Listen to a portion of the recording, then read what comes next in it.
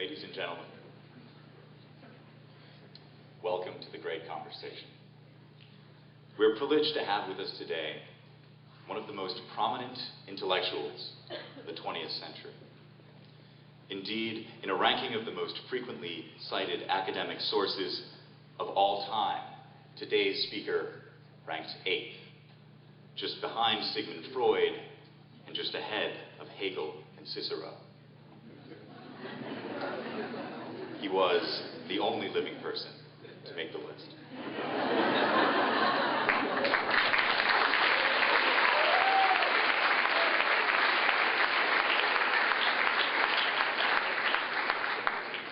Our guest today has been a professor of linguistics at MIT for over 50 years, and his contributions to the field of linguistics cannot be overstated. His recognition of the innate human capacity for human language has not only revolutionized the field of linguistics, but proved indispensable in the transition from behavioral psychology to cognitive theory. Yet today's speaker is perhaps best known not for his tremendous academic work, but rather for his political activism. The genesis of his political activism, the Vietnam War, is a familiar tale. And yet, from the very beginning, his ideas have been anything but typical. Whether critiquing the media, modern corporatism, or American imperialism, he speaks with a soft but resounding voice. He demands that we turn to the facts when evaluating our institutions and our policies, not mere rhetoric or intentions. Since he emerged as a force in the political discourse almost 50 years ago, today's speaker has been a singular and consistent voice, standing athwart American foreign policy, shouting, "Stop." Today, he'll be talking to us about Occupy Wall Street. It is no exaggeration to say that today's speaker is among the intellectual progenitors of that movement. His ideas form the central theses of the Occupy movement, both in his critique of growing income inequality and modern capitalism. His views have found new resonance among a generation both chastened and emboldened by the Great Recession.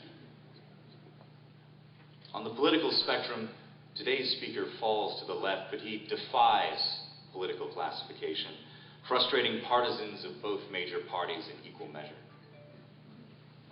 But no matter our political stripes, he challenges each of us to think critically and carefully about the institutions and ideas which shape our lives, and to continue in earnest the great conversation. Please join me in welcoming to Rhodes College, Professor Noam Chomsky.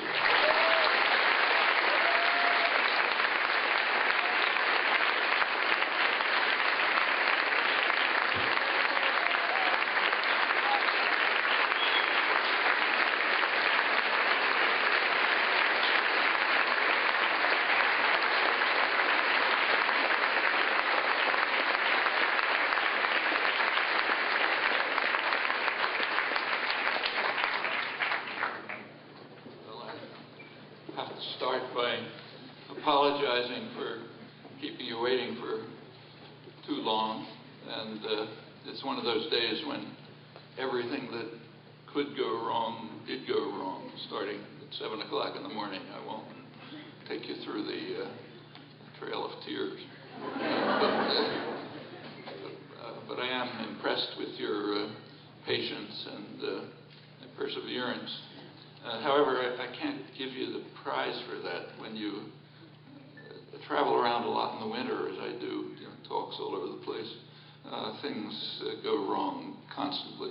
And the prize, at least in my experience, is the labor movement in British Columbia, where I was supposed to give a couple of years ago a keynote address at their annual labor conference. It was supposed to be about 7 o'clock, and everything went wrong. I got there around midnight. They were quite cheerful and happy. We went on most of the night because there wasn't much point going to sleep, so I won't keep you that long tonight. Okay, so let's get to the Occupy movements. I think they will prove, as was said, to be of historic importance. They're certainly unprecedented, both in their scale and their character. There, of course, have been plenty of popular movements over the years, but none quite like this.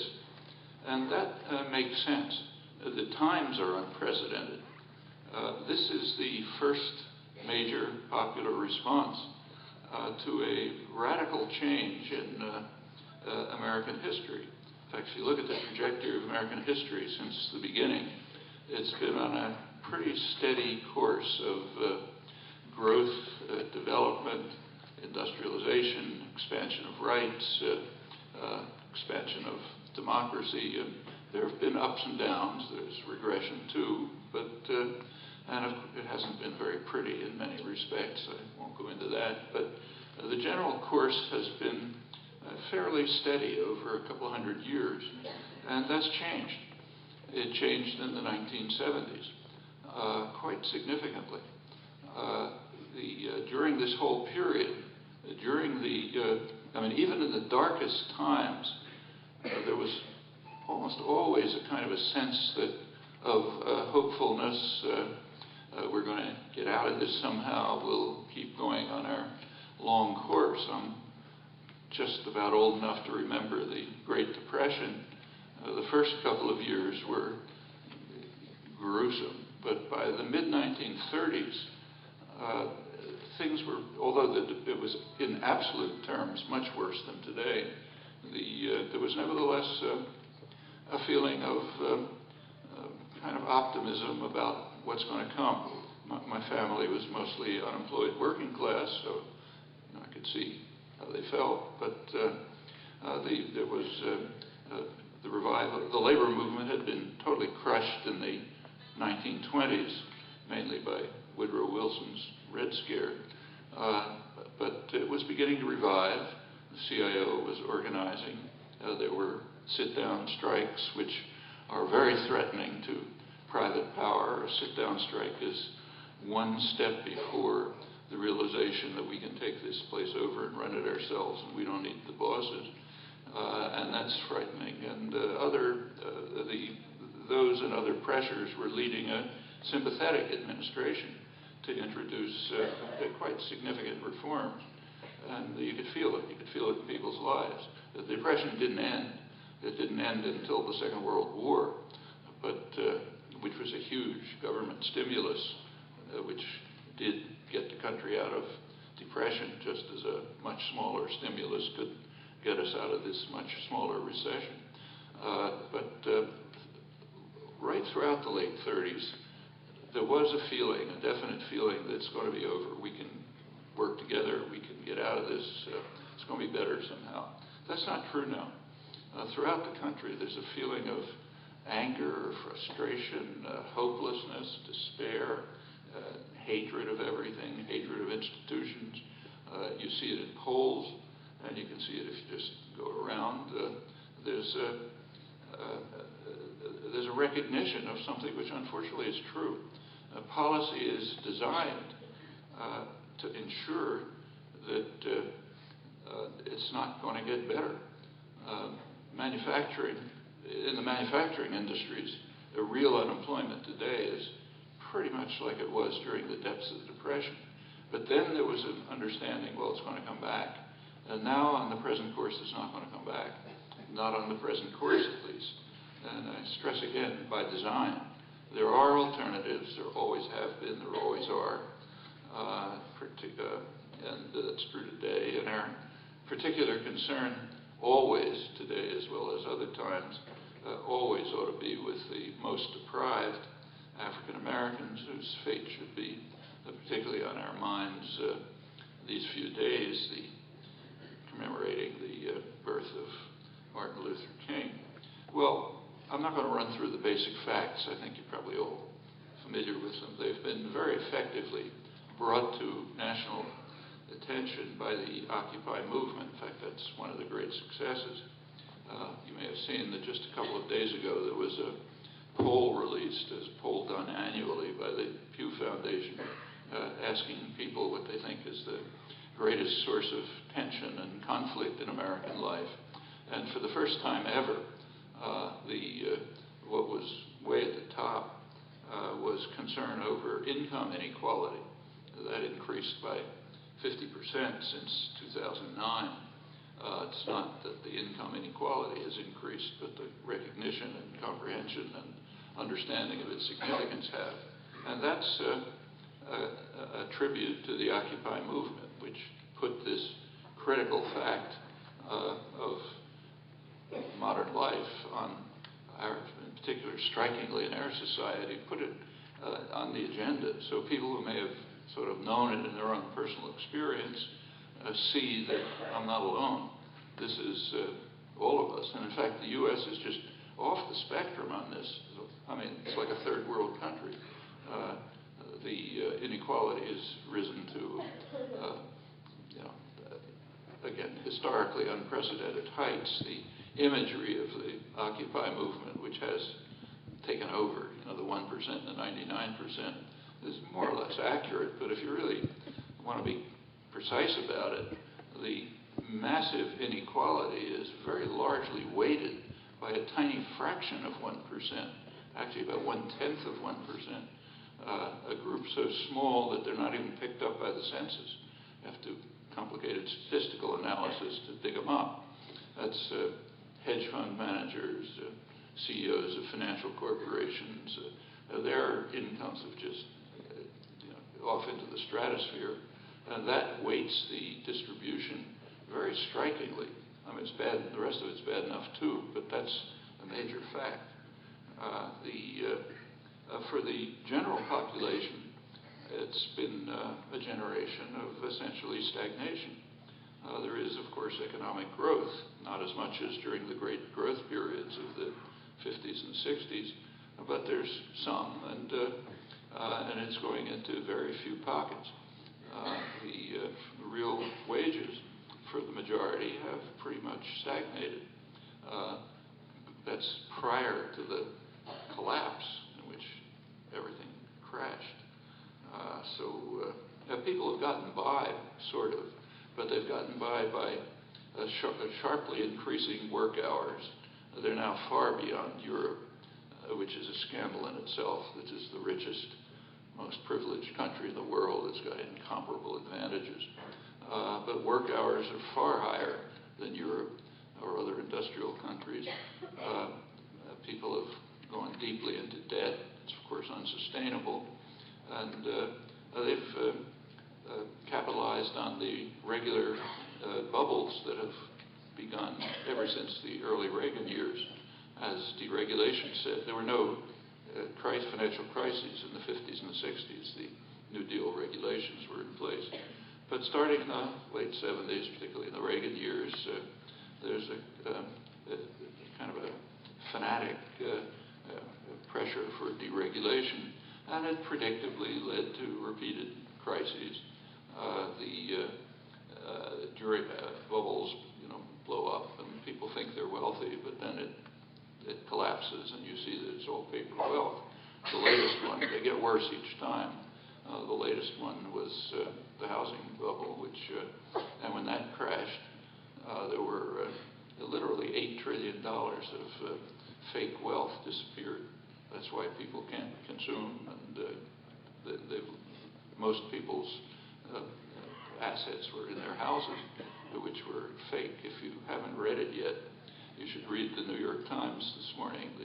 Yesterday, the Federal Reserve released, as it does every year, it releases records from discussions 5 years earlier.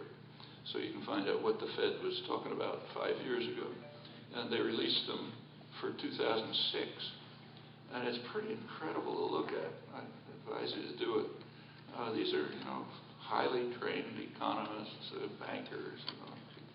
They could see that house prices were going way out of sight, and no relation whatsoever to any economic fundamentals, and off a track that had been going on for 100 years. For about 100 years, house prices pretty much tracked gross domestic product size of the economy, as you'd expect. About 10 years ago, they started shooting off into the distance, no basis for it. But they said it's fine, nothing's happening. And the reason why nothing is happening is because there is a religion. We can laugh about, extremist religious groups, but these are some of the most educated, smartest people in the world, trapped in religious beliefs. The religions it had been pointed out, Joseph Stiglitz, Nobel laureate, about 17 or 18 years ago, warned the profession that they should not be seduced by what he called the religion that markets know best. They don't, And you look at history, you see reliance on markets as a disaster over and over. But the religion took over. Nobody questioned it. Alan Greenspan was St. Alan, greatest economist of all time. But just read the discussions from 5 years ago, just a few months before the whole thing crashed. They tell you a lot about our intellectual culture, and it's sobering and revealing. Anyway, that's how people have been getting by. None of this happens because of economic laws, or it's not the result of technology. It's no other standard evasions. It's by design. Just a couple of weeks ago, there's a very good organization, the Economic Policy Institute. It annually puts out the standard kind of databases about what's going on in the economy. A very good analyses too. State of Work in America, it's called.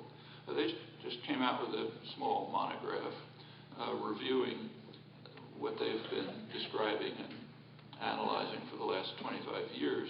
It's called Failure by Design, and it's exactly the right title.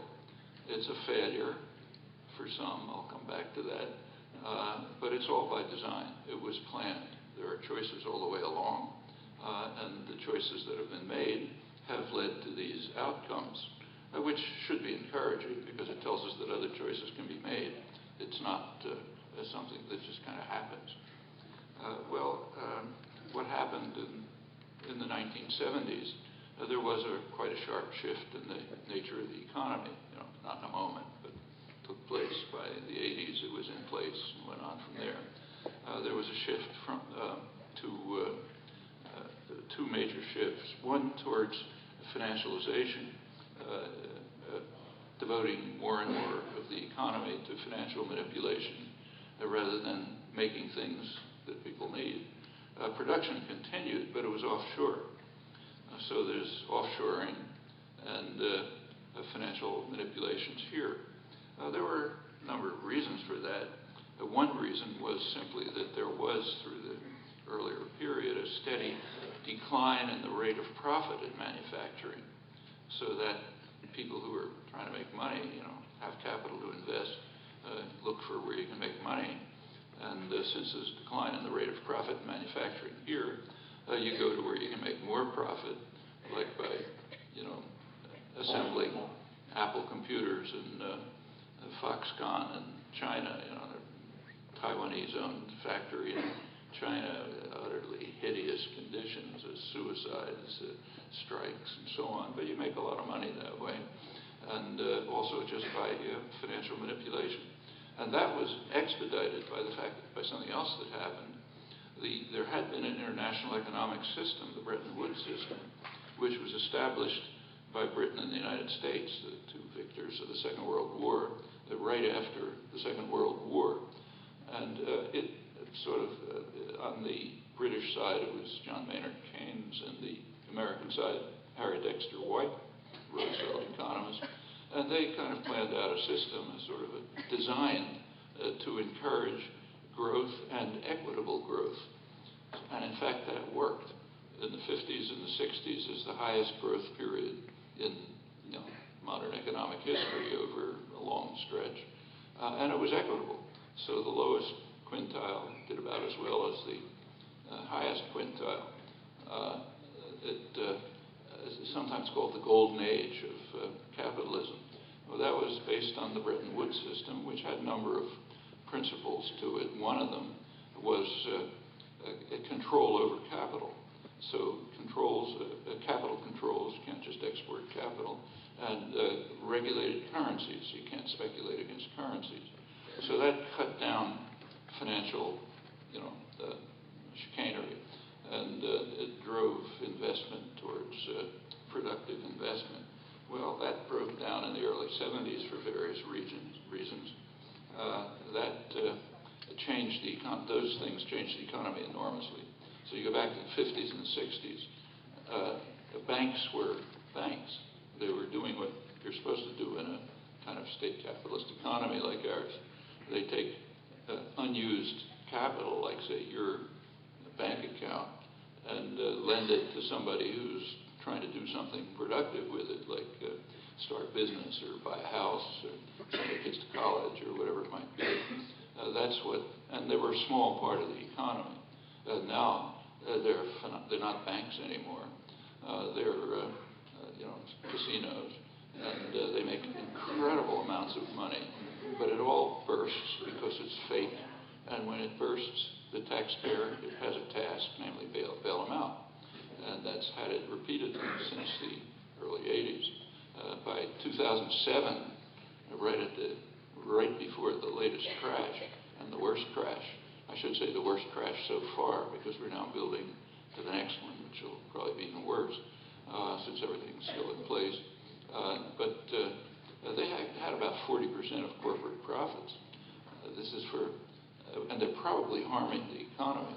In fact, a few general analyses, one came out from the Bank of England recently, tried to estimate their impact on the economy, and it's a pretty steady downward pressure on the gross domestic product. And that's 40% of corporate profits. Well, of course, that has consequences. It sets in motion a kind of a vicious cycle. When wealth has always, of course, been concentrated, but nothing like the way it happened. I mean, there are a few cases in the past that,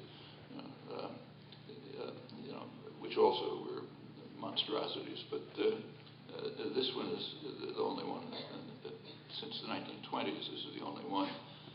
You concentrate wealth that automatically yields concentration of political power.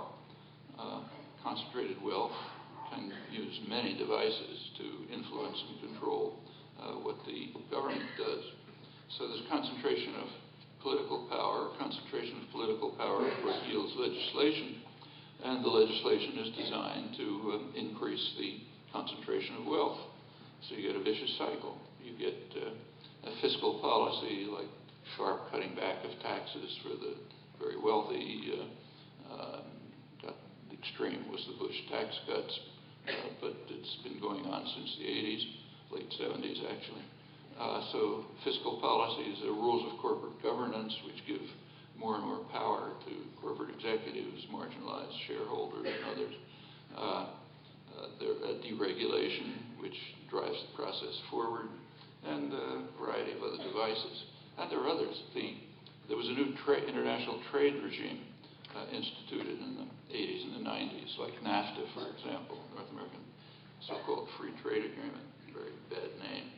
The agreement it's not free trade, and it certainly wasn't an agreement, at least if people are part of their countries, because it was opposed by the people in all three countries involved, Canada, United States, and Mexico.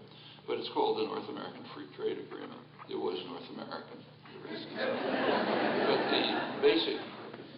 But its basic component, and in fact that's true of all the World Trade Organization structures, is to set working people in competition with one another. Well, you set working people in competition with one another, that drives down wages. Capital is mobile especially after the breakdown of the Bretton Woods system. So capital's mobile, labor's immobile. You have bitter, vicious immigration constraint principles to prevent labor from being mobile. So it's automatic what that's going to lead to. It means that capital will gain, labor will lose.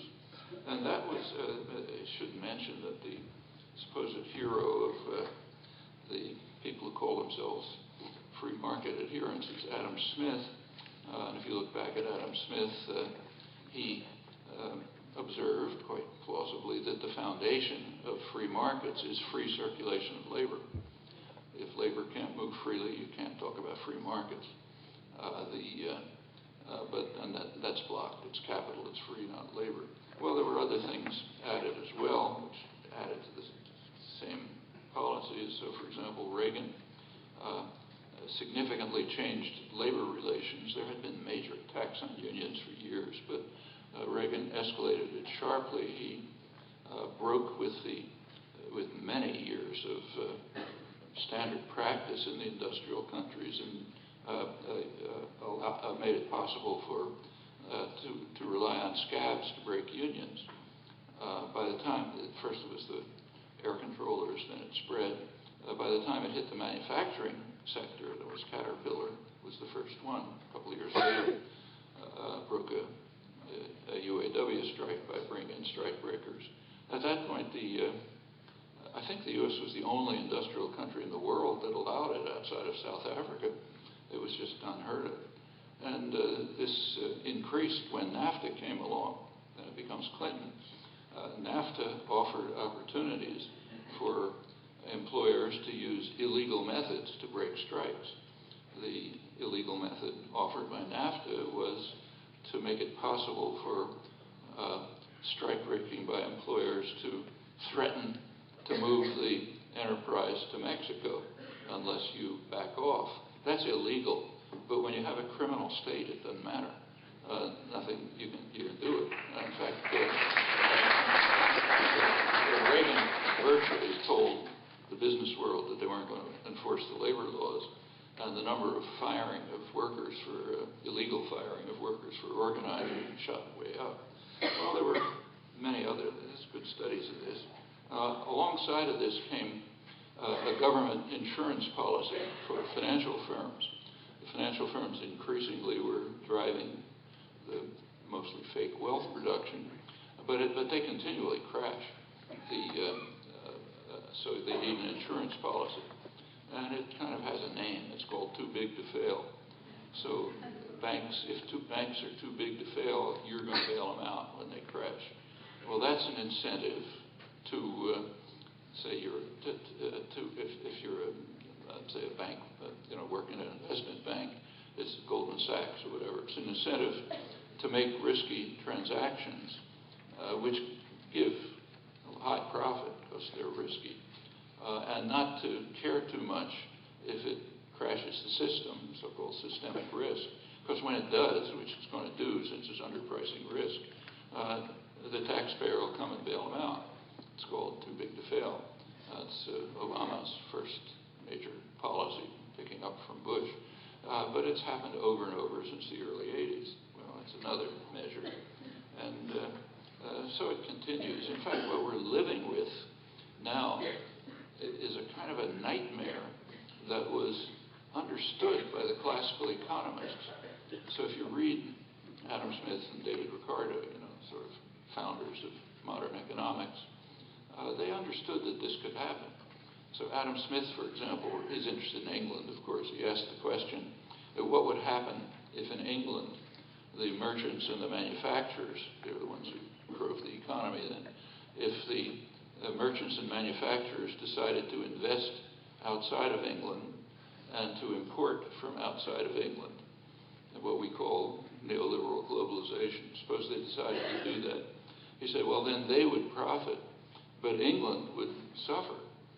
However, he said he didn't think that was going to happen because they would have what economists sometimes call a home bias. They'd prefer to do business in their own country. So as if by an invisible hand, England would be saved from the ravages of neoliberal globalization. He didn't use that phrase. It's a pretty hard, that usage of the term invisible hand is kind of hard to miss. It's the one occurrence of the phrase in his book, Wealth of Nations, in an argument, a warning against the nightmare that we're living in and saying it won't happen because by an invisible hand we'll be saved, since the merchants and manufacturers will prefer to be at home. David Ricardo, his successor, economist, noticed the same thing. And he was even stronger. He said, yeah, this could happen, everything will fall apart, but he hopes that the people who own and run the economy will care enough about their own country so they won't let this happen. And he said, I'd be very sorry to see this sentiment disappear. Well, in the 1970s, it's not the first time the sentiment disappeared, and we're in the middle of that nightmare. Not a new one. You can find it in the classical texts. Now, there is a lot that the classical economists didn't attend to, didn't pay attention to. One is, the growth of democracy. Remember, we're talking about late 18th, early 19th century. And since that time, popular struggles have won major gains in expanding rights, democratic rights, civil rights, and so on. These two have been under quite severe attack during the, you can only call it a really dedicated class war of the past generation. And there are a lot of devices. But one device is just the skyrocketing cost of elections. That started same period, like late 70s, and shot up in the 80s. Well, that has an effect. As the cost of elections go up, the parties are driven into the pockets of those who have the money, that is, into corporate pockets, which permits the corporations to effectively buy the election. You read it on the front page of the newspaper every day now, or you watch television, you see it. For the Republicans, it was kind of reflexive. The Democrats, who are now what used to be called moderate Republicans, they're not that far behind. The spectrum's been shifting to the right. And it goes well beyond this. There's a very good scholar who's done the main work on this, political economist. Thomas Ferguson's been writing about it for years, tracing your way back. But he's pointed out something else. I'll quote him. He points out that uniquely among legislators in the developed world, U.S. congressional parties now post prices for key slots in the lawmaking process. Outside investors and interest groups become decisive in resolving leadership struggles within the parties, giving us not the best Congress that money can buy, but the worst. That's correct. And the notorious Citizens United decision of the Supreme Court 2 years ago, that's escalated it sharply. Again, you see that on the TV screen and the front pages right now. Well, that, of course, undermines democracy. There's a lot more. And there are either deeper factors than this, which aren't so obvious on the surface. But it's, if you think about it, it's clear that high concentration of wealth, especially in financial institutions, creates what some economists have called a virtual senate of investors and lenders who carry out a moment-by-moment referendum on government policies. And if they find those policies to be irrational, meaning they work for the benefit of people, not profit, then they vote against the policies by crashing the economy, by threatening to export capital flight, tax on the currency, and so on. So governments end up having what's called a dual constituency. Their own population, theoretically, that's one constituency, and the virtual Senate. And guess who wins? Not surprisingly. That's understood in the technical economics literature, and it's kind of interesting to see how it's described in the major scholarly literature on finance. So I'll quote from the major standard text, Barry Eichengreen, the main person who writes about this. He points out that in the 19th century, I'm quoting, societies had not yet been politicized by universal male suffrage and the rise of trade unionism and parliamentary labor parties. So therefore, the severe costs that are imposed by unregulated markets could be just transferred to the population. However, during the 30s and the 40s, with the radicalization of the population, the depression, the anti-fascist war, that luxury was no longer available to private power. So in the Bretton Woods system, post-war system, limits on capital mobility substituted for limits on democracy as a source of insulation from market pressures. That's pretty accurate. And then all you have to do is add a corollary. When you dismantle the system from the 70s, functioning democracy is restricted. And you got to do some things. The one thing you have to do is somehow divert and control the public. That's pretty dramatic, and especially in the Republican Party, the more business-oriented of the two factions of the business party, which is what they ought to be called. The Republicans have just abandoned any pretense of being a traditional parliamentary party. They simply serve the corporate sector and extreme wealth. And they do it kind of with lockstep uniformity, kind of like the old Communist Party. Everybody has to repeat the same catechism. Well, you can't win elections that way. So you have to find some new constituencies. And what they did was the reasonable thing. They turned to tendencies of the population that have always been there, but they haven't been mobilized politically. So evangelical, religious sectors, that's kind of off the international spectrum. But in the United States, it's quite mainstream. I mean, remember, this country's way off the spectrum in religious extremism. And I'm not even talking about the extremism of those who think that they believe in the religion that markets know best. That's the worst religion. We don't talk about that one. But about 2/3 of the population is waiting for the second coming. And about half of them expect it in their own lifetimes. And about half think the world was created a couple thousand years ago, and it sort of goes on like that. I mean, this is a long story in American history, a lot of reasons for it, but this was never an active political force before. However, it's becoming that. It's one of the sectors that the remnants of the Republican Party can mobilize now that they've abandoned any pretense of being a political party. The other major sector, which has also always been there, is nativists. And people who are kind of trembling with fear and hatred about somebody's going to come and take everything away from us and so on and so forth. That's also a strain that goes way back. A lot of ugly repercussions. You know them here, in fact. But it was not really mobilized as a major political force until recently. Now it is. It's connected to another development, which is in fact objectively correct. Namely that whites are soon to become a minority. So you get the Republican Senate House leader, wailing that they're taking my country away from me. The people it's supposed to be our country. And this is a real sentiment that's been mobilized. And that's why you get what you see in the Republican debates, which the world is looking at with kind of amazement. Difficult to believe that this can be going on. But if you think about the options available to a political organization that's given up pretending to be a political party and is just working, for the 1%, if you like, they don't have a lot of choices. And they actually have a tiger by the tail. It's very clear that the Republican establishment and the big money, most of it, wants Romney. But the constituencies they've mobilized want anyone but Romney. He's too close to kind of sanity.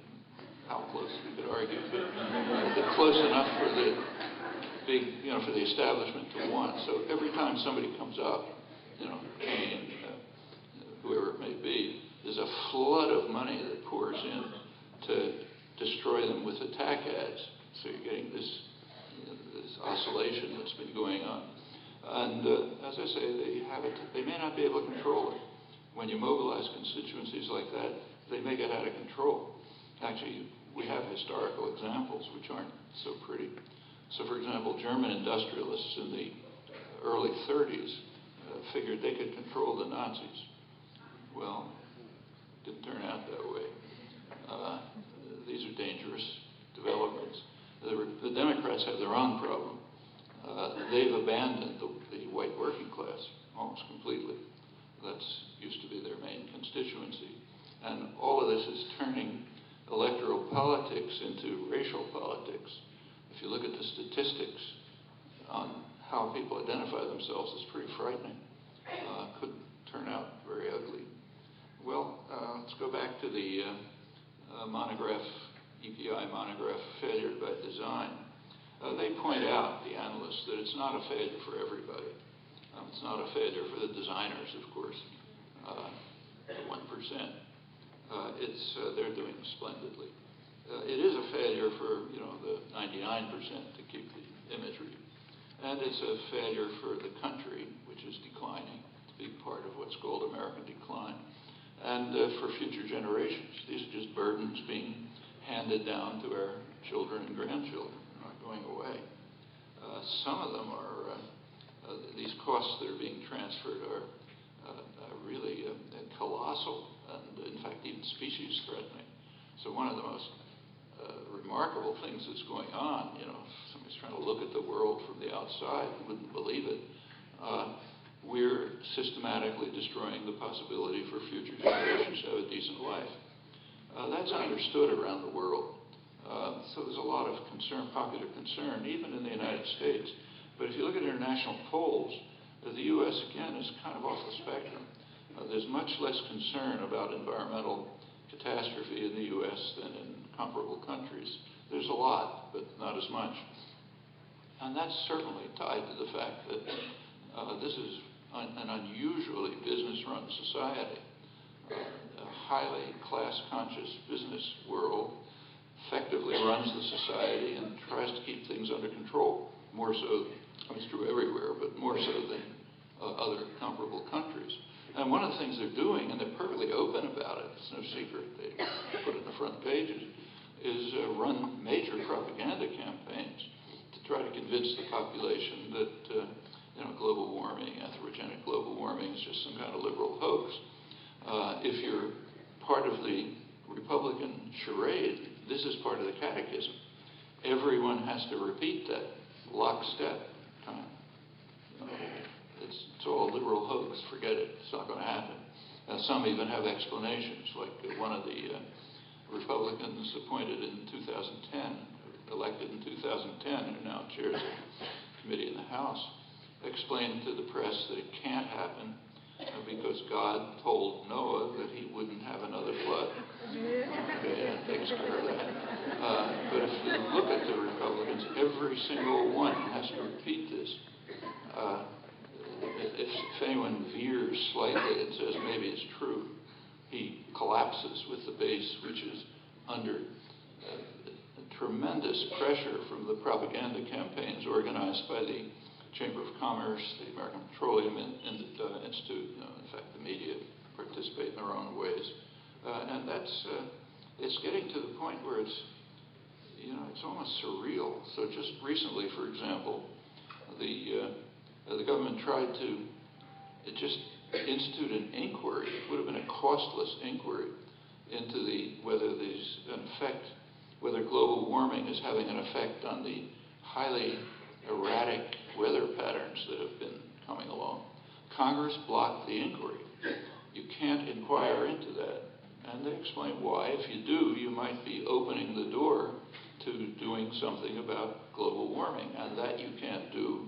It cuts back short-term profit, and if the world goes down the tube, that's the next generation's problem. And these guys know what's happening. At least many of them do. They're not illiterate. The press barely reports it, but you can easily find it out. So, for example, the International Energy Association, incidentally a pretty conservative body that was formed by Henry Kissinger, they just came out. They do annual emissions reports. Their latest one just came out a couple of weeks ago. They said emissions are going way beyond what anyone had predicted. And their chief analyst said that they said that we have 5 years in which to try to do something about this. After 5 years, the door is going to close. We'll have reached the point, it's roughly 2 degrees centigrade raising, at which it becomes irreversible and starts, you get these nonlinear processes, it starts going way up.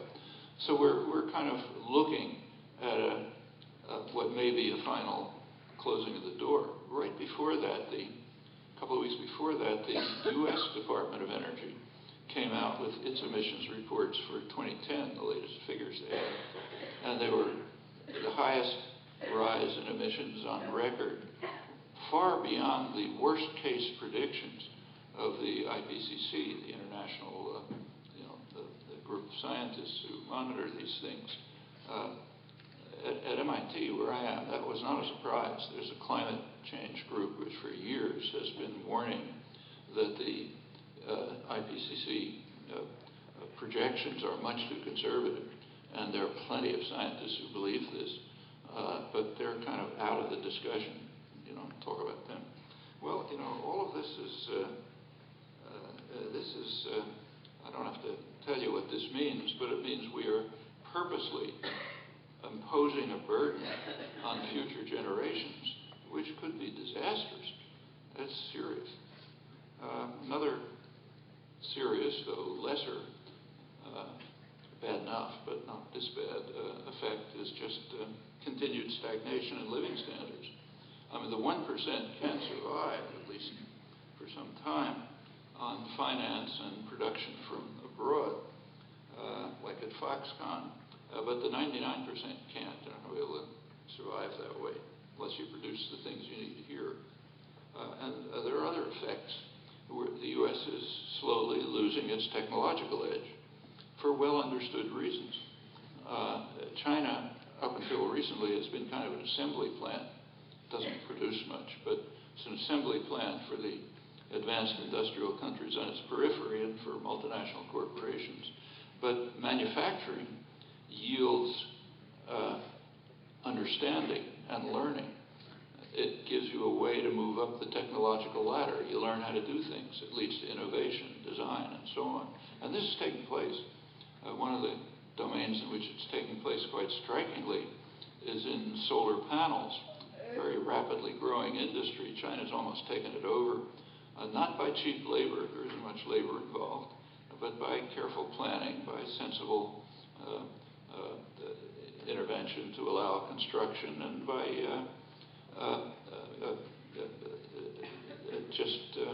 moving up low-cost manufacturing, which gives you ways of inventing developing new ideas that then take over. It's recognized here. So the U.S. Secretary of Energy, physicist Stephen Chu, who's in China recently, testified to Congress about how we're going to lose the technology edge we can't believe that we're going to invent the new technology if we're not doing the manufacturing. He gave this as his Exhibit A. He toured one of the main factories. He said it's a high-tech automated factory. It's not succeeding because of cheap labor. It's developed solar cells with world record efficiencies, and it's on a basis for leaping ahead. Well, that's going to go on. The decline of democracy is kind of obvious on the front pages just constantly. So, for example, in Washington, the big issue that we're supposed to be concerned about is the deficit. The public doesn't agree. The public, take a look at polls for a long time, the public says deficit isn't a big problem, it's jobs that are the problem. And on strictly economic grounds, there's very good reason to think the public's right. And that's actually recognized even by the most prestigious conservative economists. So there isn't any economics correspondent in the world who's more highly regarded in the profession than Martin Wolf, Financial Times.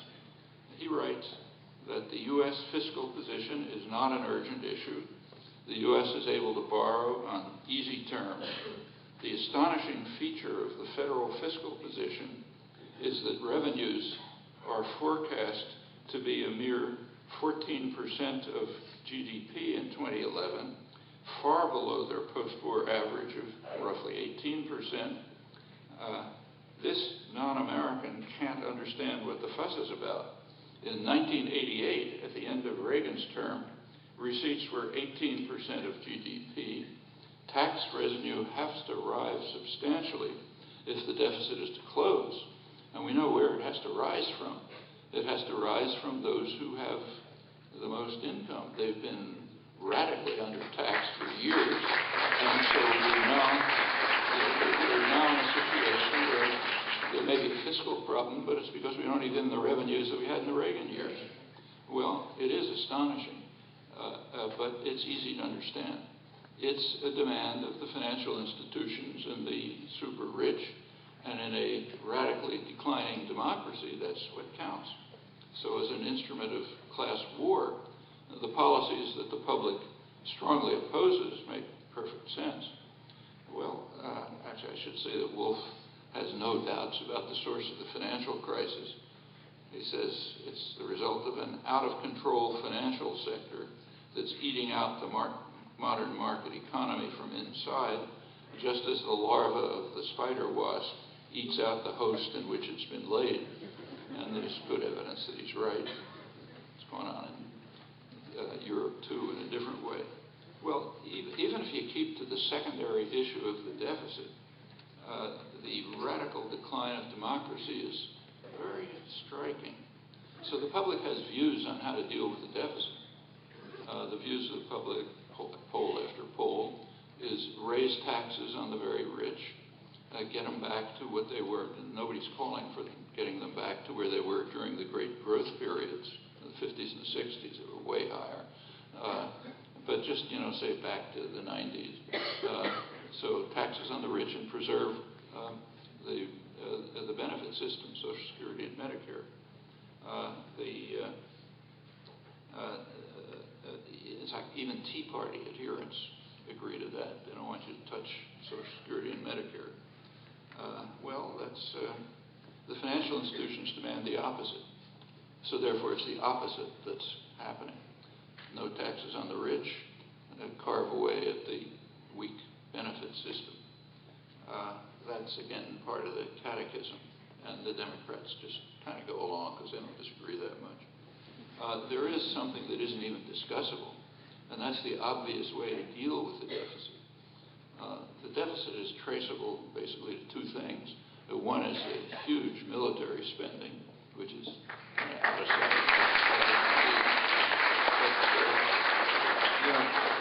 Let's say that's untouchable, so we don't do anything with that.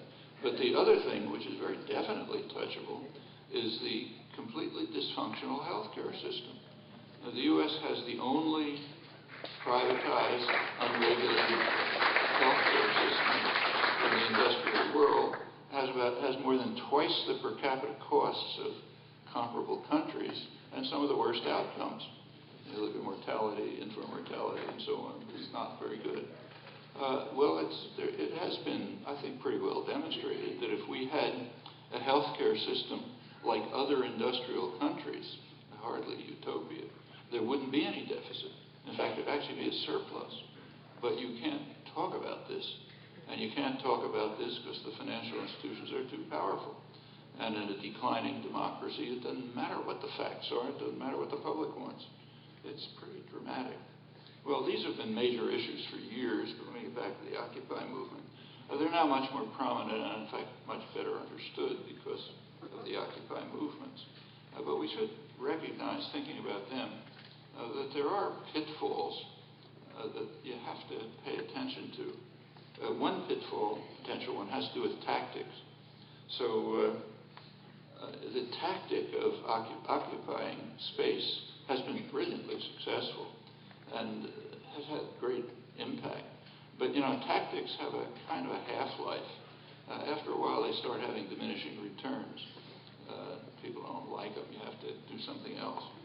And at some point, I think and maybe it's now, the Occupy movements have to go to broader objectives. They just have to reach out to expand into broader communities and engage much broader communities in the efforts that have been successfully initiated. Actually, there is one important step that's going to take place in a couple of days. A few days ago, Ben Chavis, one of the veteran civil rights activists, along with some Occupy Wall Street representatives, announced what they call Occupy the Dream. They want to forge an alliance between the old civil rights movement, the Occupy movements, and it's going to start with a demonstration planned in Washington on Martin Luther King Day, which is quite appropriate. That was King's dream, as you know. He was, of course, assassinated here when He was supporting a sanitation workers' strike and on his way to Washington to try to launch a poor people's movement. Well, the new coalition, they're calling what they're planning an American Spring, meaning inspired by the Arab Spring. And it could happen, but it will take dedicated efforts. Well, the movements have been criticized in the press for not issuing demands, which is partially true. So they haven't tried to forge a party line to which everyone must adhere, like the old Stalinist parties or like the Republican Party today, which is rather similar to them. But that much is good, I think. So quite spontaneously, without any special planning, they have encouraged kind of letting 100 flowers bloom, lots of ideas. But demands have emerged. In fact, from the very first day, many of the demands are quite feasible, significant, feasible, very much within reach. So, for example, things like a financial transaction tax, which they already have in a number of countries, works very well. That could have an effect on cutting back short-term speculative manipulations, which are a huge waste and take a ton of the economy. Or just having a sane healthcare system. I mean, it's not utopian to say, why don't we have a healthcare system like other countries? Then there are other measures, like efforts to allow working people to exercise the right of free association, card check, for example, which Obama said he was going to have as a priority, but dumped pretty quickly. And it could reach well beyond that, and it's worth thinking about. So another goal that's achievable is a shift from managerial control of corporations to what's called stakeholder control by the workforce and the community. Now, that's not a utopian idea. In fact, if you look at standard work in business economics, it's actually discussed and proposed. So one of the standard academic studies of the modern corporation points out that nowhere is it written in stone that the short-term interests of corporate shareholders deserve a higher priority than all other corporate stakeholders. That means the workforce, the community, and the rest of the society that's affected by corporate decisions. Now, there isn't any particular reason why the Occupy movements shouldn't be at least as imaginative and ambitious as the standard business literature. That can reach very far.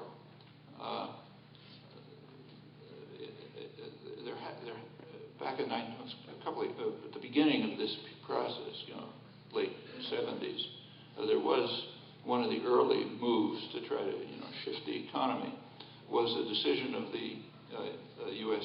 Steel to close down some of their major plants in Ohio, Youngstown, Ohio, big steel center. In fact, it built the communities and so on. They wanted to close them down.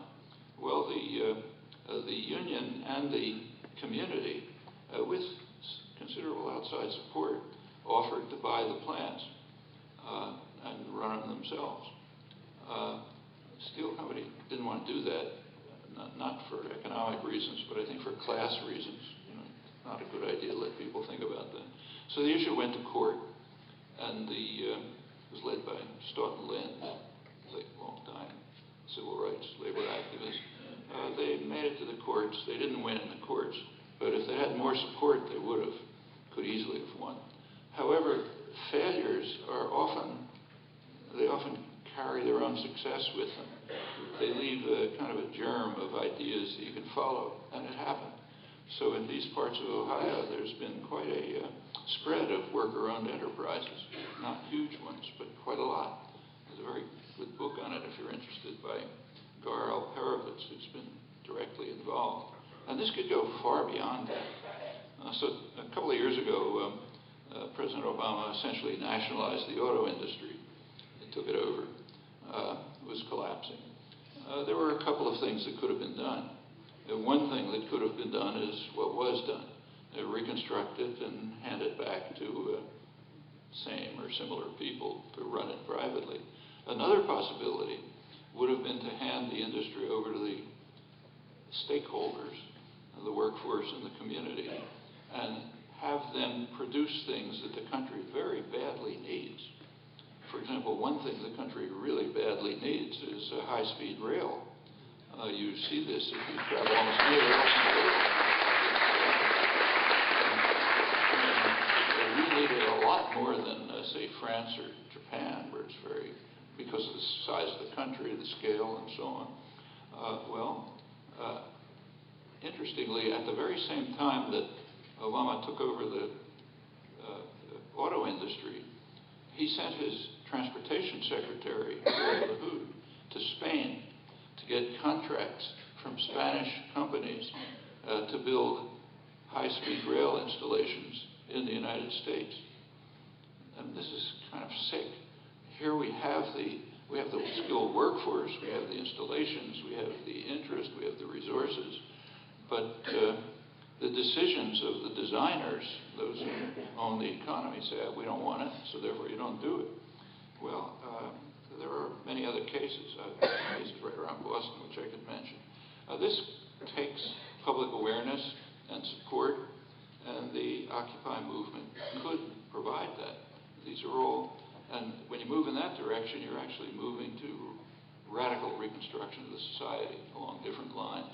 But it's feasible. It's within reach, partly being done. Well, the achievements of the, I could mention more, but just to finish, the achievements of the Occupy movements have another dimension, which is quite significant, especially in a country like this. One of the most significant achievements of the Occupy movements has just been to create authentic communities, people who work together for a common end, who support each other. They have a common kitchen or a common library or health services or common assemblies where they talk about things and so on. That's extremely important in a country like this, where there's been tremendous efforts to atomize people, to make each people think I'm alone, I do things for myself, period. It's drilled into you from childhood. You should be out for yourselves and don't care about anybody else. And it's kind of interesting to know how long this has been going on and how intensely. So if you go back to the 19th century, the beginnings of the Industrial Revolution, it was mostly eastern Massachusetts then, there was a very lively labor press. It was run by artisans from the towns, you say Irish artisans from Boston, or what were called factory girls, young women from the farms who came in and worked at the mills and so on. Quite an interesting press. We have a lot of it, so you can read it if you're interested. Pretty far-reaching, very independent. I think it's the period of the freest press in the country.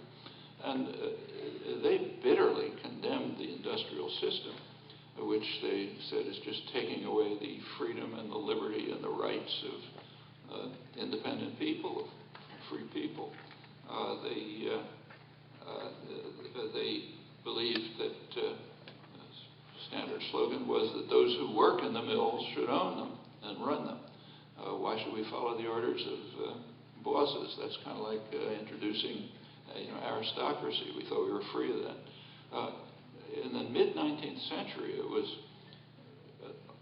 probably a large part of the population, certainly northern workers, regarded wage labor as fundamentally no different from slavery. It was different from slavery only in that it was temporary. Actually, that was such a popular idea that it was a slogan of the Republican Party back in roughly the period of the Civil War, that we have to fight against chattel slavery and against wage labor. People should be free to run their own affairs, their own factories. But one of the main objections, a lot of the anger was directed against what they called the new spirit of the age, gain wealth, forgetting all but self. It's just completely contrary to the most elementary moral consciousness that free people have. Well, there's been 150 years of trying to drive that into people's heads. And I think, it's been some success, no doubt. Same new spirit of the age, but I think it's objections are just below the surface. It keeps coming up all the time. Today, or maybe yesterday, I forgot, is the centenary of the Lawrence strike, the great textile strike in Lawrence, Mass. And you remember perhaps that the slogan of the strikers was bread and roses. We want bread, we want decent pay, we want decent working conditions, but we also want dignity. We want a dignified life, roses.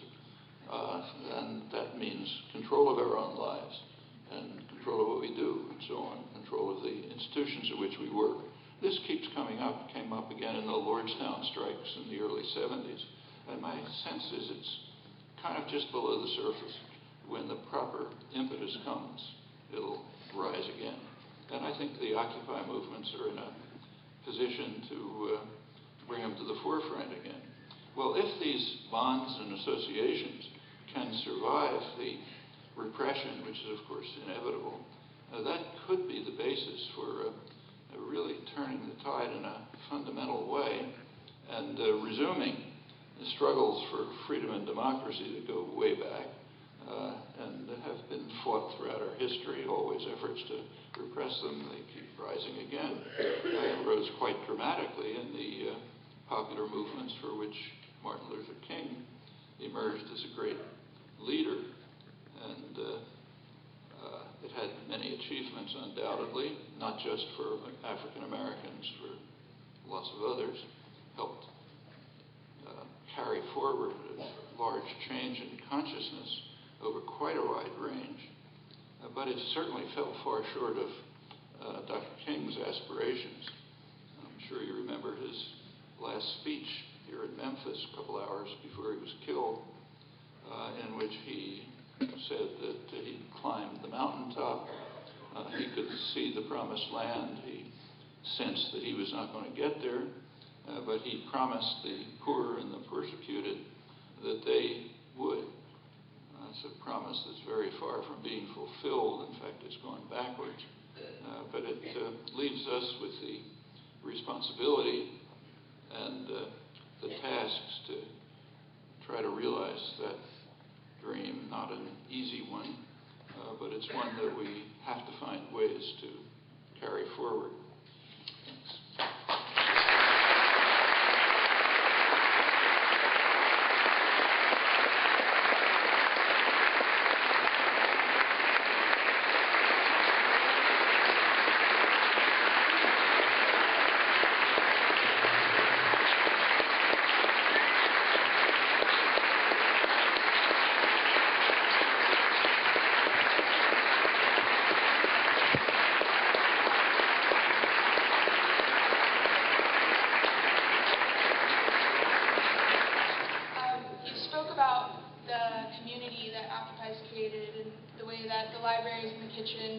And the General Assemblies create a sense of togetherness.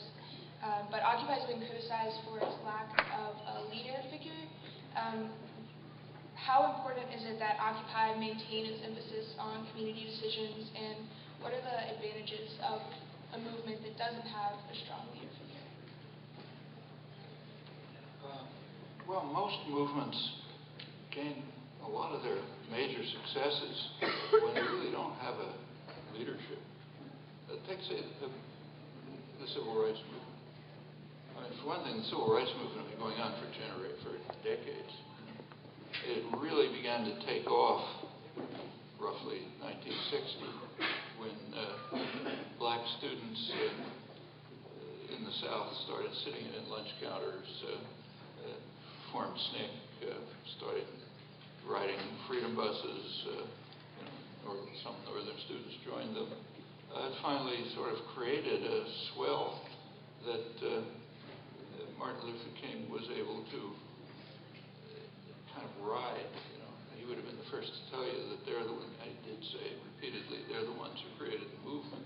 He was able to come and then, provide, then he and the SCLC, Southern Christian Labor Conference, they did provide organized leadership, which got somewhere. But it ran into a brick wall. As long as they were focusing on, racist sheriffs in Alabama, they got plenty of northern support. As soon as they started by, say, 1966, 65, 66, they were starting to talk about the two crucial issues in American society then. First of all, the Vietnam War, and secondly, poverty and class issues. At that point, the brick wall went up. And it's because there wasn't the kind of popular organizing in the North, where the real problem was, that made it possible to attack those strongholds. So it's okay to have, maybe leaders will come out who'll help or won't help, but the main forces, I think, typically comes from the popular movements themselves. At what point you try to develop some kind of structure, organization, I don't think there's any kind of formula for that. If it becomes the right thing to do, okay, do it. But there certainly are things to worry about. I mean, a leadership will almost always try to accumulate power to itself, and that can undermine the integrity of the popular movement. There's so many cases we have to run through them. So I don't have an answer. It's a question that has to be worked out in the course of seeing what's the sensible thing to do next. Like, for example, these enterprise developments in Ohio that I was talking about, they have some coordination. People like Al Barovitz and others, but then really leaders. They help coordinate and support developments that are taking place at the workplace, in communities, and so on. That's the kind of service that a kind of a quasi-leadership can perform. It's a service. It's not, I set the laws and you follow them. Dr. Chomsky, you made a number of... Please speak into the microphone. I cannot hear you. Dr. Chomsky, you made a number of allusions to the role of organized labor as a driver of social movements in American history, and recently there has been a sort of an effort by the labor movement to reach out to Occupy and related organizations, and to some degree there was a little bit of apprehension that they might be co-opted by those organizations, that they would lose some of their authenticity. What do you see as sort of the connection between labor interests and the Occupy movement? My own feeling, there are the dangers that you mentioned, but my own feeling at least is that unless the labor movement is revitalized the way it was in the 1930s, this is going to be a dead end. That's most people. Most people are workers of one sort or another. And unless they become organized and active, anything that develops will be something coming from the periphery. And I don't think it'll engage the mass of the population, or probably should. Take the Arab Spring. So, that's, they're not, the countries are not the same as ours, but there's things you can learn. What you read is, and it's not totally false, that the Arab Spring is led by tech-savvy young professionals with, social media and Twitter and so on. And there's a lot of truth to that. But take a closer look. In Egypt, main country, the young people who organized the January 25th movement that then took off have a name. They call themselves the April 6th movement. Why the April 6th movement? Well, because you have to remember that in the United States there's some things you're not allowed to talk about. One of them is labor militancy. That's kind of off the agenda. But it's not true of other countries. In the April 6th movement is named April 6th because in April 6th, 2008, the Egyptian labor movement, which has been very active and militant for years, organized massive strike actions throughout Egypt, starting in the main industrial installations elsewhere too. And this group of young professionals very properly tried to help them out by using their technical skills. So they called themselves the April 6th movement. Well, that was crushed by the U.S.-backed dictatorship, but it was just one of many efforts. And finally, this April 6th movement really got to be significant when the unions moved in. Not unions, because they're not allowed to form unions, but the independent militant labor groups moved in massively within a couple of weeks, and then you really got mass movements going. It's actually, the same was true in Tunisia. In fact, if you look over the whole realm of Arab Spring activities, notice first of all that most of them have been crushed. The dictators are pretty well in place.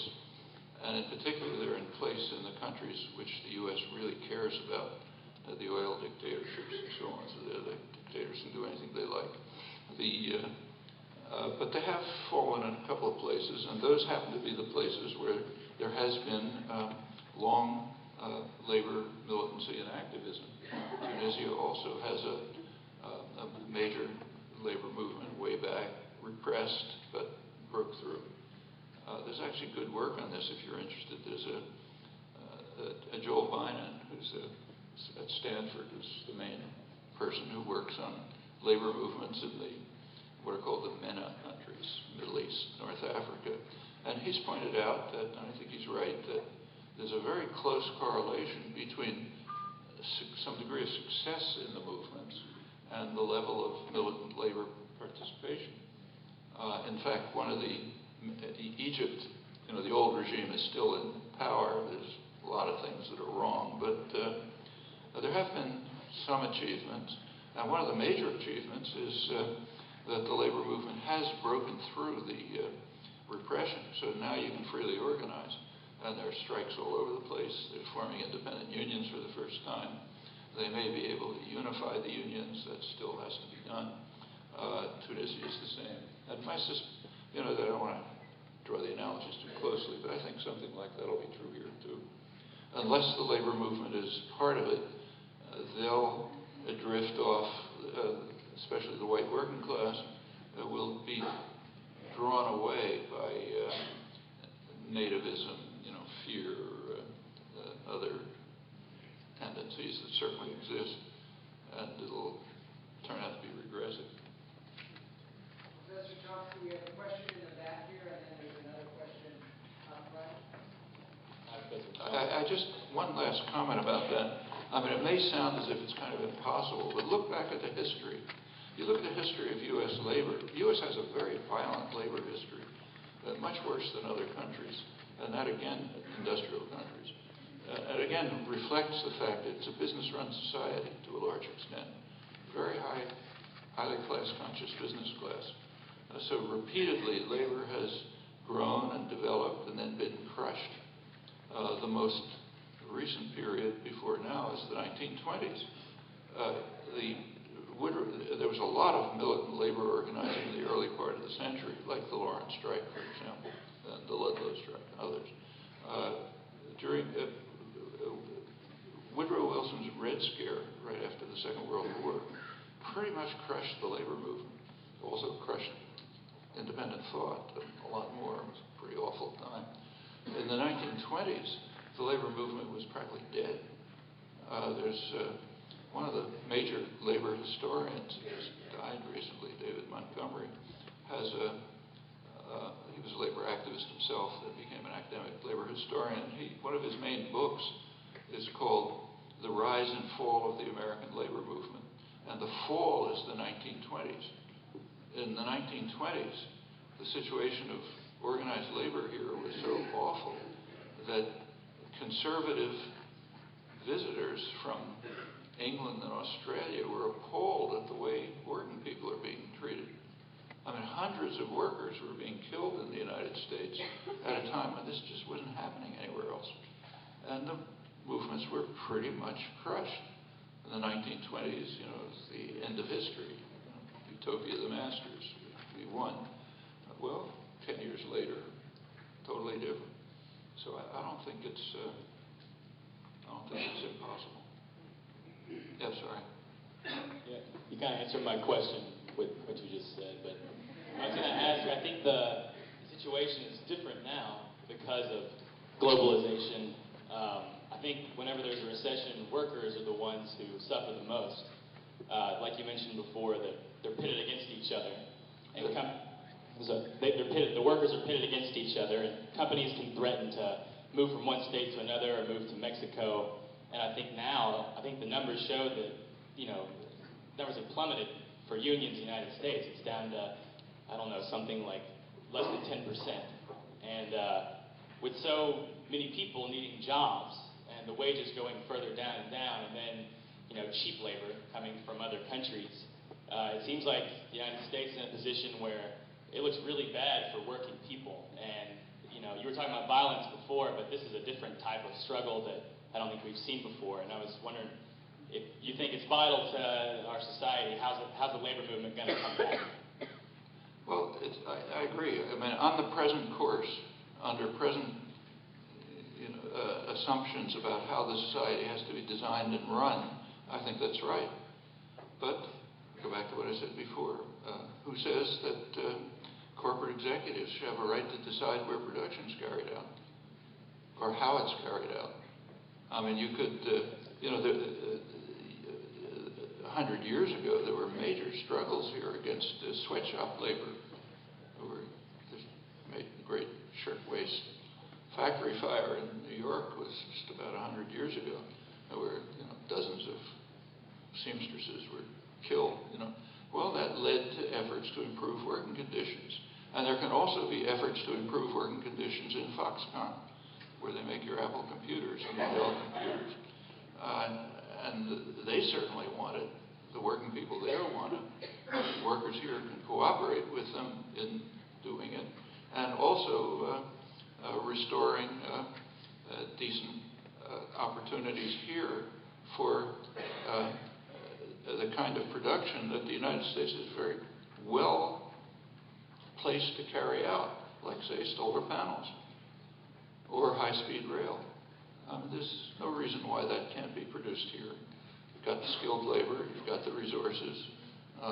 It's going to take what's called industrial policy, but that's used for everything. That's why you have computers and the internet and so on. But these are choices, and the question is, who's going to run it? Is it going to be run by people in communities in the workforce for their own producing the things here that people need, or is it going to be run in a way which will increase the profits for investors and bankers? That's globalization or not. These questions arise and they can be answered in different ways. There was a question down here. Someone had a mic on this side of the room over here. Go ahead. Yeah. Thank you for mentioning the time immediacy of climate change. Keeping a few things in mind, the weakness of current environmental NGOs, the shock doctrine, and the Occupy movement, could you give some comments on language in regards to solving climate change over these next important 5 years, and how language can be influential in shifting the pattern? Yeah, first of all, I just want to back off slightly. The sign on my door says linguist, but linguistics has absolutely nothing to say about this. And people should be careful not to kind of pretend that their professional expertise gives them some, special right to talk about other topics. I think it is a question, but it's just one about common sense. Language is, of course, used and modified to try to delude and control people, and we don't have to accept it. We can use it in other ways. So take a concept like free market, but take the concept globalization, which nobody brought up. In the last 10 years, actually, there have been two major globalization movements. One of them, and they actually have regular meetings. One of them meets in Davos, Switzerland. That's corporate executives, government officials, Thomas Friedman writes about flat Earth, those guys. So that's the official globalization. There are other meetings which the terminology calls anti-globalization. The people themselves call it something like alter globalization, different kind of globalization. Those are the meetings that take place, say, in Porto Alegre, Brazil, the World Social Forum. Well, both of these are concerned with international integration. In that sense, they're both involved in globalization, but of very different kinds. The ones who meet in Davos are concerned with international integration in a manner which expands and extends the rights of investors, lenders, bankers, wealthy professionals, and so on. The ones who meet in Porto Alegre or other countries of the South, they meet in the South, they're interested in international integration in the interests of people. So they bring together people of a very wide range of backgrounds and concerns. Women, farmers, there's a campesino group that meets indigenous people. I mean, take climate change. The constructive approaches to climate change, the ones that might do something, are coming out of those meetings, not out of Davos. And they're coming from the most repressed people in the world, indigenous people. In Bolivia, for example, and in Ecuador, where the indigenous populations have finally been able in the last couple of years to become a major force in the political arena. In fact, in Bolivia, they elected their own president, run the country. They have taken strong steps. They're way in the lead internationally on trying to do something about global warming. For example, both in Bolivia and Ecuador, there's now laws and even in the Constitution to grant rights to nature. Well, people in the North kind of laugh about that. We're too sophisticated for that kind of thing. But if that's not done, they're going to have the last laugh. That's coming out of the globalization that's being organized, carried out, developed in many ways by people whose main concern is globalization, but in the interests of people, in the interests of their children, in the interests of coming generations. So that's called anti-globalization. But we don't have to accept this terminology. And it runs over anywhere you look. Of course, the terminologies are manipulated. I mean, same in international affairs. So what's the biggest issue today in U.S. foreign policy, international policy, is the threat of Iran. Today, actually there's articles in the press this morning about how the United States is going to deal with the threat of Iran by cutting off their exports. Well, suppose somebody was cutting off our exports. How would we describe that? Well, we describe it as an act of war. In fact, that's defined as an act of war. You take a look at policymakers, they say, attempts to manipulate the financial system to cut back our exports is an act of war. We have to react with nuclear weapons. Well, when we cut off their exports, that's presented as a humane effort to try to improve the world. Is it any different? In fact, what is the threat of Iran that we're trying to prevent? I mean, you read it all the time. It's the most threatening thing in the world. What exactly is the threat? Actually, there is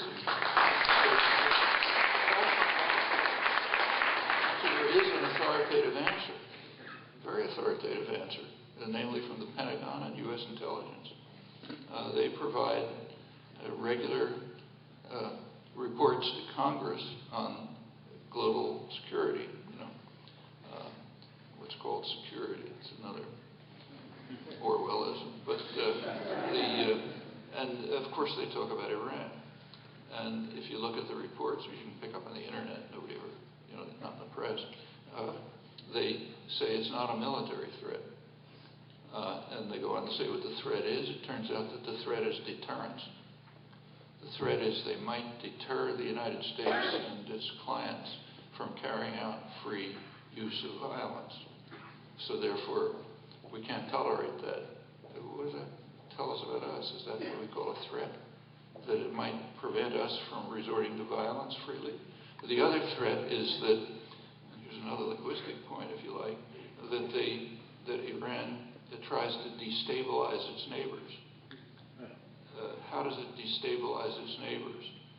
It tries to expand its influence into neighboring countries. That's destabilization. On the other hand, we stabilize the neighbors by invading them and destroying them. And in fact, this usage is so... this usage is so deeply ingrained that you sometimes... One of my favorites is from former editor of Foreign Affairs, the major establishment international affairs journal, a kind of a good liberal scholar.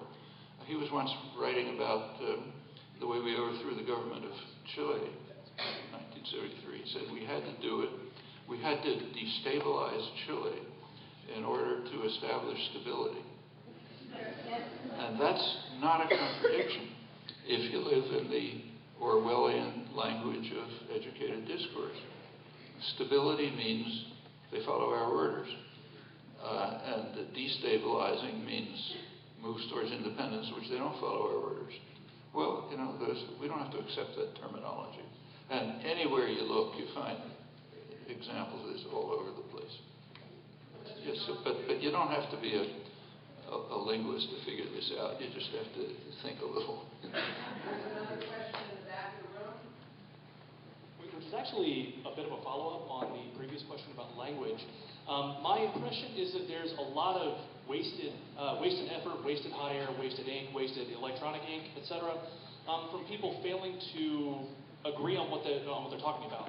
One theme in the Occupy movement, and I think a theme in your talk, has been the apparent tension between capitalism and democracy. If you would, tell me precisely what you mean by capitalism, by democracy, and what are, if any, the fundamental tensions between them.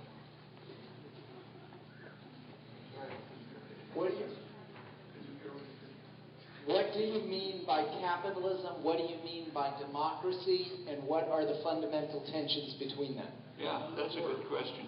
These terms are almost totally meaningless. In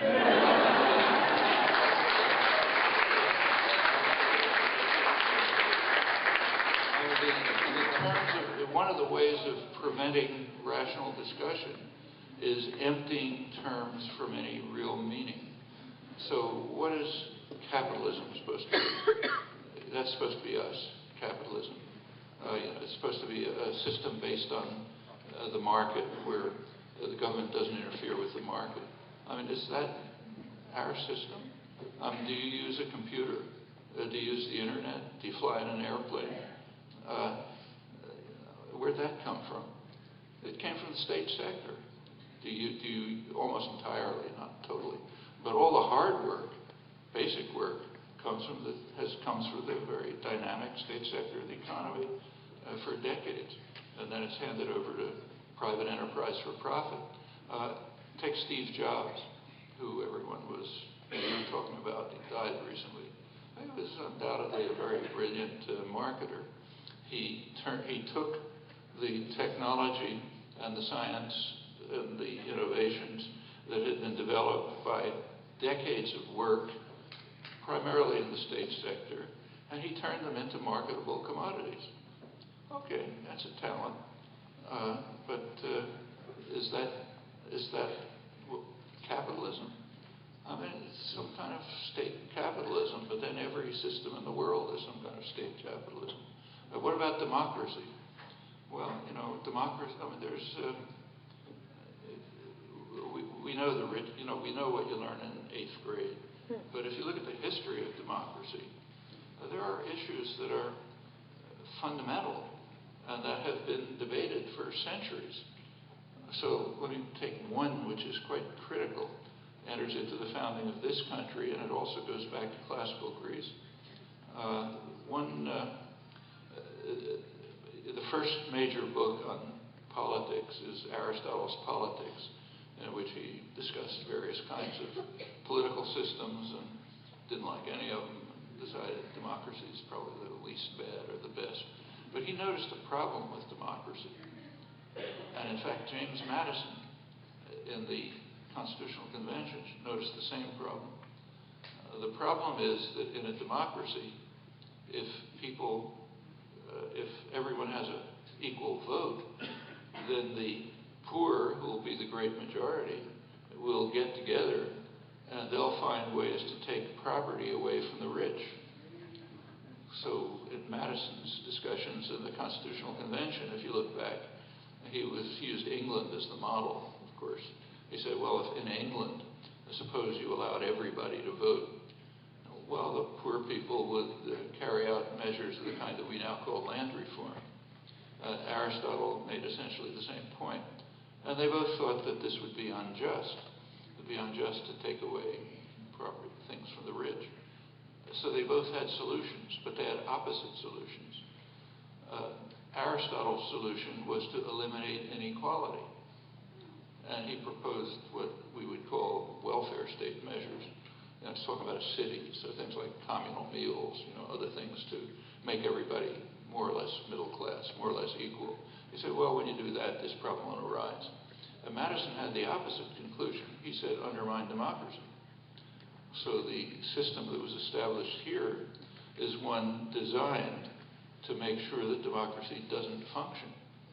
You look at the constitutional system, which everyone is supposed to, the originalists, the Tea Party, are supposed to memorize and worship.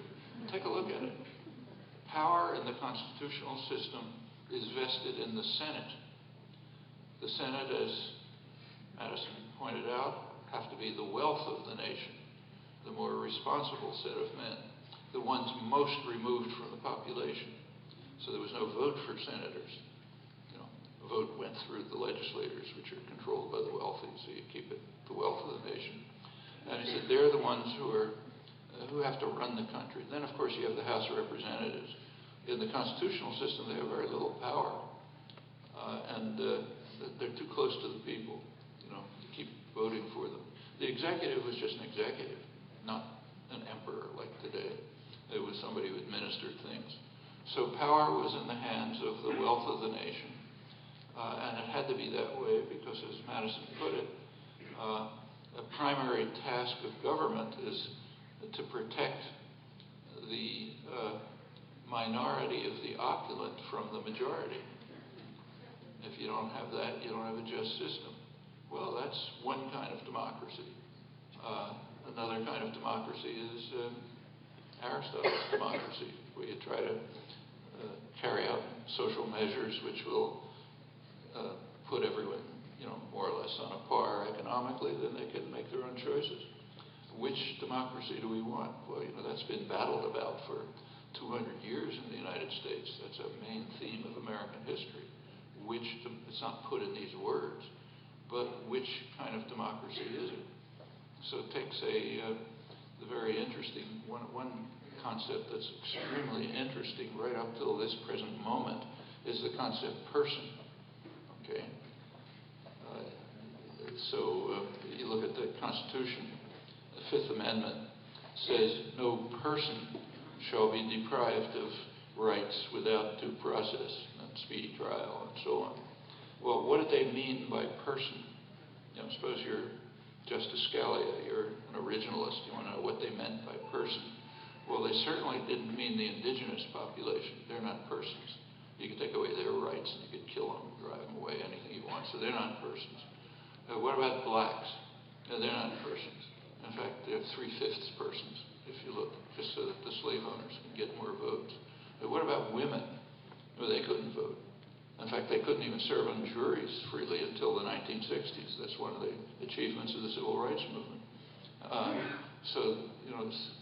What about people who don't own property? Well, they're marginally persons because there were all kind of constraints on when you could vote. So person was a very narrow concept, much narrower than human being. When you get to the 14th Amendment, right after the Civil War, it essentially repeats that wording, but by that time, black slaves had been elevated from 3/5 to persons. Technically, actually, look, I don't want to run through the history, but they're still not persons.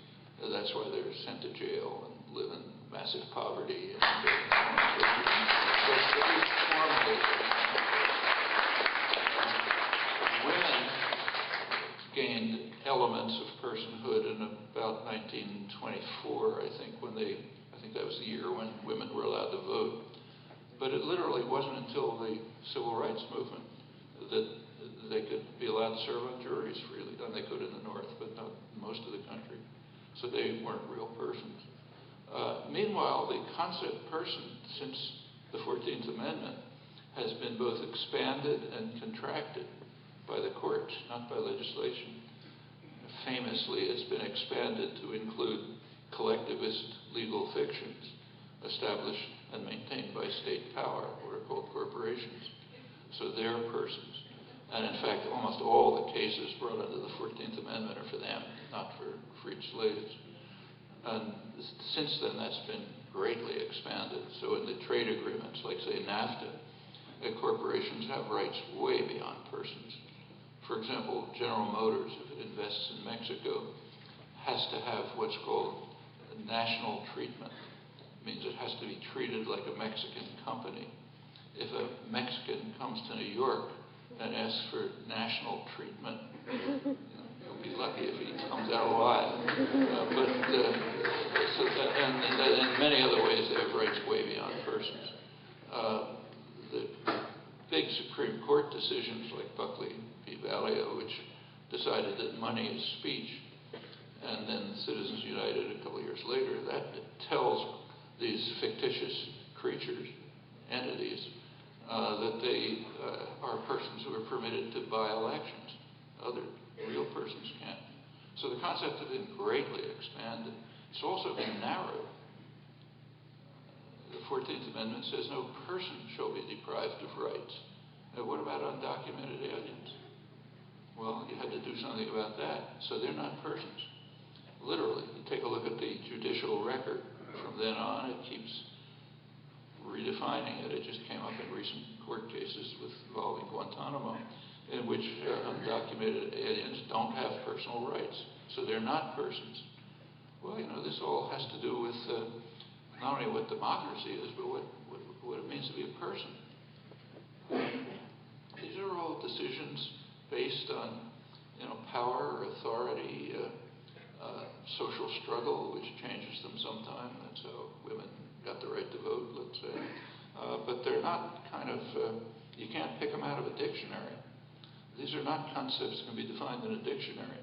They're defined in the course of complex social struggle, class struggle, other kinds of struggle. And that's where they get their meaning. And I think that's true of capitalism, it's true of democracy, whatever other current terms you mentioned, they're all like this. On that note, I am going to bring the evening to a close. We've been listening this evening to a quiet, resolute, truth-laden, fact-laden, analytic, dissident voice that offered no simple solutions, no easy slogans that we can take away, but gave us lots of food for thought, lots of food for reflection. That's what we aim to offer on an ongoing basis with the Communities in Conversation series. So again, I ask you to please go to our Facebook page, like us, join us again, and please thank Professor Chomsky one more time.